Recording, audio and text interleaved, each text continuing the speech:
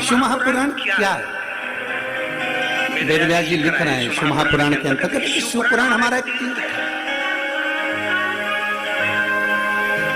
और ये शिव महापुराण कोई साधारण सा तीर्थ नहीं। कहते हैं कि जैसे तीर्थ में जाने पर हमारा पाप समाप्त हो जाता है, तीर्थ में जाने पर हमारा पुण्य प्रबल हो जाता है, तीर्थ पे जाने पर हमारा भाग्य प्रबल हो जाता है, उसी तरह शिव महापुराण की कथा में श्री वेद व्यास जी वर्णन करते हैं कि मान लो पृथ्वी के सारे तीर्थों में ना जा पाए, पृथ्वी की सारी नदियों में स्नान ना कर पाए, सारे के सारे सरोवर में आप आचमन ना कर पाए, सारे के सारे कहीं ना कहीं आप देवालय शिवालय तक पहुंच ना पाए, तो वेद व्यास जी लिखते हैं कि एक बार शिव महापुराण की कथा में जाकर बैठ जाइए, ये सारे तीर्थों का फल आपको उसी कथा के अंतर्गत प्राप्त हो जाता है।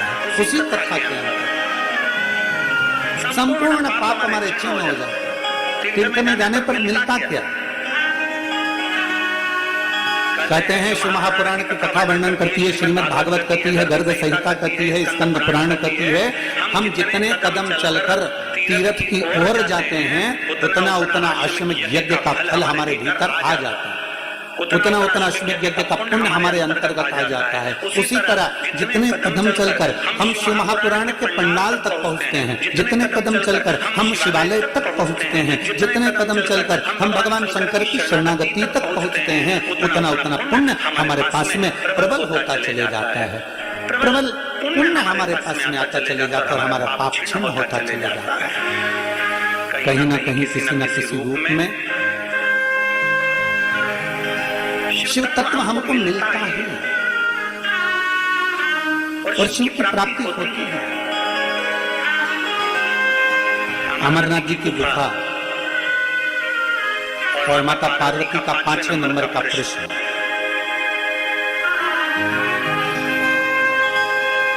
चार प्रश्न तो माता पार्वती जी कर चुकी हैं देवदेव महादेव, और अमरनाथ जी की गुफा में जब माता पार्वती जी ने 5वां प्रश्न किया और पंचम प्रश्न 5वां प्रश्न माता पार्वती का शिव जी से था, भगवान शंकर से था 5वां प्रश्न कि हे देवदेव महादेव, मेरे मन का एक संशय है। शिव जी ने पूछा वो कौन सा संशय? ऐसा क्या संशय है पार्वती जी तुम्हारे भीतर अभी तक उत्पन्न हो रहा है? मेरे 4 प्रश्नों का उत्तर दे दिया, मैंने 4 प्रश्नों का तुम्हें उत्तर समझा दिया, उसके बाद भी तुम्हारे भीतर कोई संशय नहीं, फिर भी तुम्हारे भीतर कोई संशय? ऐसा कौन सा संशय? पार्वती जी ने कहा प्रभु एक बार का संशय मेरे मन में अभी तक है। जब आप नेत्र बंद कर हजारों वर्ष की तप साधना में डूबे हुए थे, हजारों वर्ष तक की तप साधना में आप बैठे हुए थे, तब ब्रह्मा जी देवऋषि नारद को लेकर मेरे पास में पहुंचे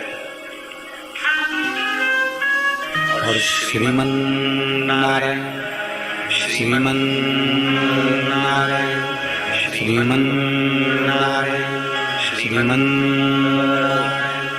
नारद जी ब्रह्मा जी के साथ में मेरे पास पहुंचे। आप नेत्र बंद कर आराम से अपनी तप साधना में लीन थे, अपनी शांति के साथ, अपने आनंद के साथ, अपनी भक्ति में डूबे हुए थे। और प्रभु उसी समय पर ब्रह्मा जी ने मेरे पास में आकर एक पत्र मेरे सामने रख दिया। ब्रह्मा जी ने एक पत्र मेरे सम्मुख में रखा और ब्रह्मा जी ने जब पत्र मेरे सामने रखा, उस पत्र को मैंने जब देखा तो उसमें ब्रह्मा जी ने लिखा था कि मैं अब ब्रह्मा का पद छोड़ रहा हूं, मैं ब्रह्मा का पद छोड़ रहा हूं। ब्रह्मा का पद क्यों छोड़ना, किस लिए छोड़ना? देखिए शिव पुराण कहती है व्यक्ति के हृदय की अगर कोई बात नहीं होती है तो वो वहां से हट जाना चाहता, वो पद को छोड़ देना चाहता। पर शिव महापुराण कहती है कि अगर एक कुएं से पानी निकल नहीं रहा तो दूसरा कुआं मत खोदो, उसी कुएं को और गहरा करिए, उसी कुएं को और गहरा करो, उसी कुएं में और जाइए और गहरा करने का प्रयास करिए। आप जितना गहरा करते जाओगे करते जाओगे करते जाओगे, एक ना एक दिन उस कुएं में जल जरूर प्राप्त होगा। पर दुनिया की रीति अगर हमारा काम यहाँ से नहीं बना तो हम इसको छोड़ देंगे, अगले में चले जाएंगे, अगले में काम नहीं बना फिर तीसरे में चले जाएंगे, तीसरे से काम नहीं बना चौथे में चले जाएंगे। ना, एक कुएं को अच्छे से खोदते रहो तो उसमें से पानी जरूर निकल जाता है। मालूम पड़ा थोड़ा इधर खोदा 25-50 फीट, उधर भी पानी नहीं निकला, 50 फीट दूसरी जगह खोद लिया, उधर भी पानी नहीं निकला, तीसरी जगह खोद लिया, वहां भी पानी नहीं निकला। ऐसा ब्रह्म में पढ़ते हमने अपना समय बर्बाद कर दिया। इसलिए शास्त्र कहता है एक साधे सब सधे और सब साधे विसराय।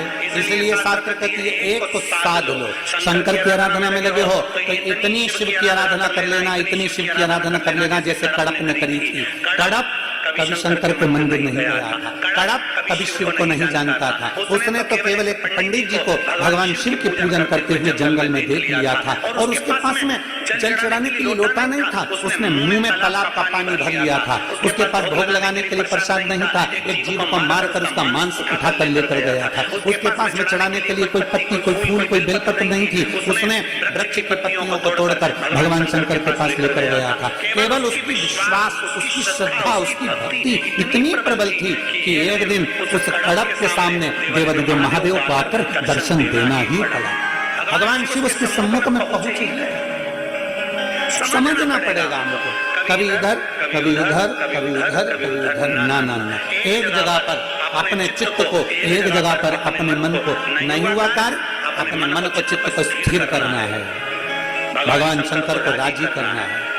और फिर कहेंगे जो पहले कहा आज फिर कहते हैं। कोई लेट बनता है, कोई जल्दी बनता है, पर शिव को जल चढ़ाने वाला एक दिन से जरूर बनता है। हर हर महादेव। शिव तत्व है ये। आप उस सविरल भक्ति को धारण करिए, आप उस सविरल भक्ति को अपने भीतर उतारिए। देखा देखी में नहीं, शिव तत्व को अपने दिल से, देखा देखी में तो काम बिगड़ जाता है, देखा देखी में काम बिगड़ जाता है। ये एक 4 मित्र थे, एक अमेरिका का, एक अफ्रीका का, एक चीन का और एक इंडिया, भारत। चारों मित्र जब भी ऑफिस में मिलते थे तो बड़े दुखी होते थे कि अपनी पत्नियां एक जैसा भोजन बना के दे देते। अमेरिका वाला कहता है कि मेरी पत्नी ने मेरे को भोजन में बताओ तो ये ला के रख दिया। दूसरी कहती है मेरी पत्नी को बस केवल नूडल ला कर दे देती है। तीसरा कहता है मेरी पत्नी ऐसी है जो केवल इडली सांबर ही ला कर दे देती है। और चौथा था भारत का, वो हमेशा रोता रहता मेरी पत्नी ऐसी है, केवल लौकी की सब्जी और रोटी रख देती है। अब चारों अपना अपना दुखड़ा रो रहा है, रोज प्रतिदिन ऑफिस में मिलते, रोज अपना दुखड़ा रोते, अब बड़े परेशान। अब उन्होंने आपस में विचार करा कि तुम्हारी टिफिन में क्या आता है कि मेरी पत्नी तो बस केवल इडली सांभर रखती है, दूसरी नूडल रखती है, तीसरी कई बस ऐसा फालतू का भोजन कुछ भी रख देती है, और चौथी तो कहीं मेरी पत्नी तो केवल लौकी की सब्जी और रोटी रख देती है।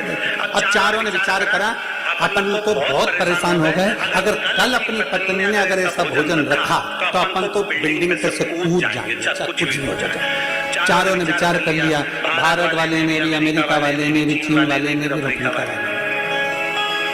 सुबेरे बड़े प्रसन्न थे लोग चारों के चारों। आज तो अपना टिफिन अपनी पत्नी ने बदल के रखा होगा, और हो सकता है अपनी पत्नी इतनी अखंड सौभाग्य वाली है, इतना व्रत पूजन करती है, तो जरूर ये पक्का है कि आज अपने को बिल्डिंग से कूदना नहीं पड़ेगा। पर जैसे ही उनने टिफिन खोला और खोलते से देखा तो वही की वही आइटम था। अब जब देखा कि ये तो वही की वही है, अब चारों ने विचार करा चलो बिल्डिंग पर से कूद जाओ। चारों मिलकर बिल्डिंग पर से नीचे कूद गए। कूदते से इनका हॉस्पिटल लगा, किसी का पांव, किसी का हाथ, किसी की मुंडी, जो टूटना था टूट गया। पत्नियों को मालूम पड़ा, जो मोबाइल पर खबर गई, चारों की चारों पत्नी दौड़ती हॉस्पिटल पहुंची। और जो हॉस्पिटल में पहुंची, अमेरिका वाले को देखा तो उसका पांव टूटा था। स्वामी तुम्हारी क्या हालत हो गई? मेरे प्रिय माय डियर ये क्या हो गया, और ये क्या हो गया? और पत्नी तुरंत रोती हुई बोली और कह दिया आज के बाद, पति ने कहा तेरे कारण हुआ, टिफिन एक जैसा, क्या आज के बाद कसम खाती हूँ तुमको एक जैसा कभी टिफिन नहीं दूंगा। अफ्रीका वाली ने कहा कि मेरी कसम खाती हूँ आज के बाद तुमको एक जैसा टिफिन नहीं दूंगा। अमेरिका वाली कहती है मैं कसम खाती हूँ आज के बाद एक जैसा टिफिन नहीं बनाऊंगी। पर भारत की जो महिला थी वो सिर्फ पल्लू लेके और घूरती है,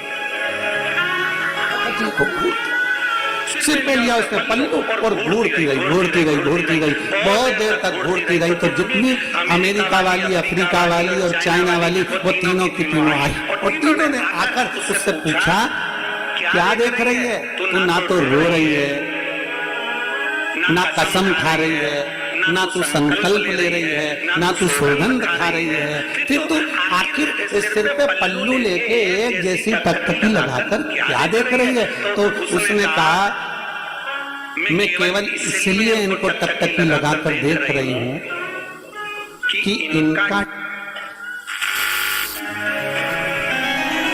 टिफिन तो ये खुद बनाते थे, फिर क्यों कूदे?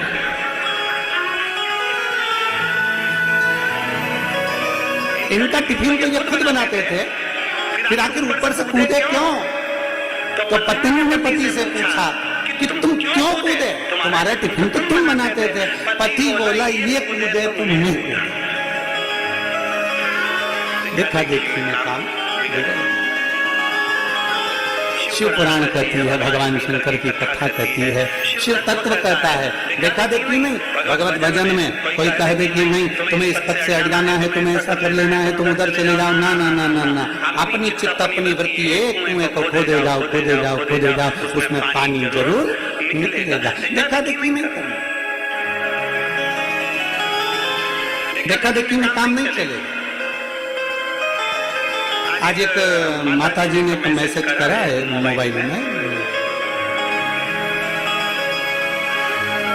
अब कल ऐसा होगा तो हम मोबाइल भी यहाँ घर में इकट्ठा है, तो कोई मैसेज कर देगा ना तो हम उसको लेके बैठ जाएंगे, तो आपको मैसेज में मोबाइल में दिखाएंगे। एक जी ने पंडाल में बैठकर मैसेज करा है, वर्धन जी, हम उस बेटी का हम आपको यहीं से कल फोटो भी दिखाएंगे। वो लिख रही है अपने मैसेज में, सीवर भेजा मैसेज सीवर से यहाँ आया आशीष जी के, तो उन्होंने उस मैसेज में लिखा कि हम अपने आप में आश्चर्य में हैं कि गुड़गांव में कथा हो रही है, हम अपने आप में आश्चर्य में। तो एक विश्वास अपने भीतर जब जागृत होता है, एक भरोसा हम शंकर के प्रति जागृत कर लेते हैं, तो शिव तत्व हमको मिलता जरूर है। हमें शंकर भगवान का शिव तत्व अवश्य प्राप्त होता है। महाराज शिव महापुराण की कथा कह रही है कि अपने भीतर का विश्वास प्रबल करिए, एक कुएं को खोदे जाओ खोदे जाओ खोदे जाओ, आज नहीं तो कल, कल नहीं तो परसों, पर पानी उसमें मिलेगा जरूर। भटकना नहीं है, हमें भटकना नहीं, भटकने से मुक्त होना। कभी सोच लिया कि ऐसा कर लें, कभी सोच लिया वैसा कर लें, ना, सारी समस्या का हल एक लोटा जल। सारी समस्या का हल एक लोटा जल, बोल बम का नारा है और बाबा एक सहारा है। शिव तत्व की प्राप्ति हमारा केंद्र बिंदु। शिव